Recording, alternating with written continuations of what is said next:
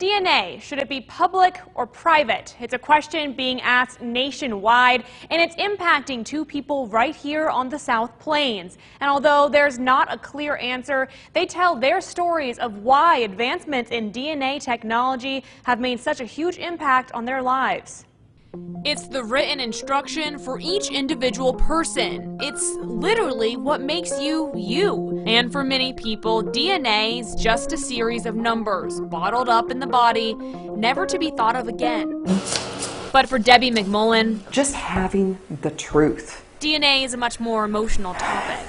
For so many years, all I knew was that some stranger had broken into our home and tied up my mother and beaten her to death, beaten her boyfriend to death, shot him in the face, beat them both to death.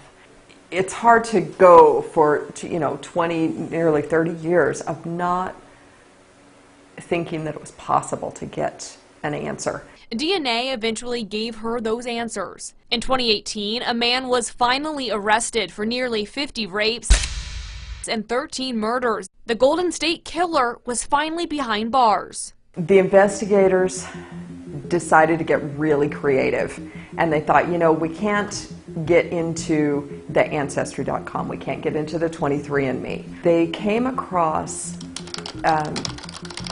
what they call a public access database. That database helped them find a distant relative of the suspect, which they used to track back through his family tree to find the right guy.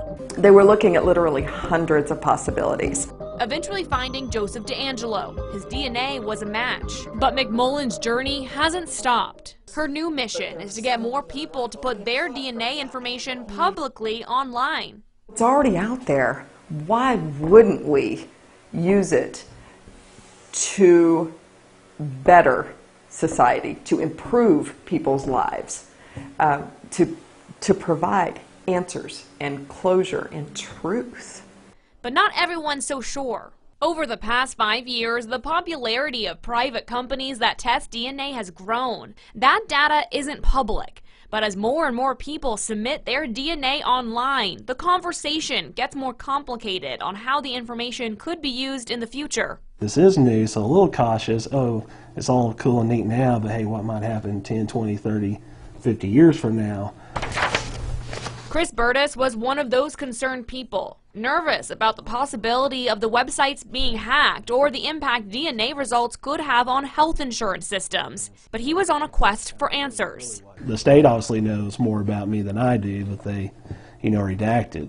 Bertus was adopted in the 70s, and his records have been sealed since. He tested his DNA and found distant relatives, eventually tracing the family tree back to his biological mom.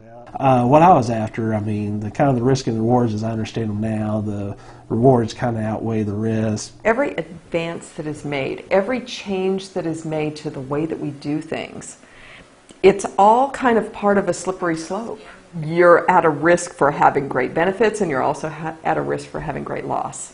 Here in Lubbock, police have solved 2 cold cases by resubmitting old evidence found at the initial crime scene to the DPS crime labs. Currently, the department is not tracing family DNA on public databases. But I honestly believe that the truth is the most important thing. Debbie is still seeking the full truth, waiting for the suspect to finally see his day in court.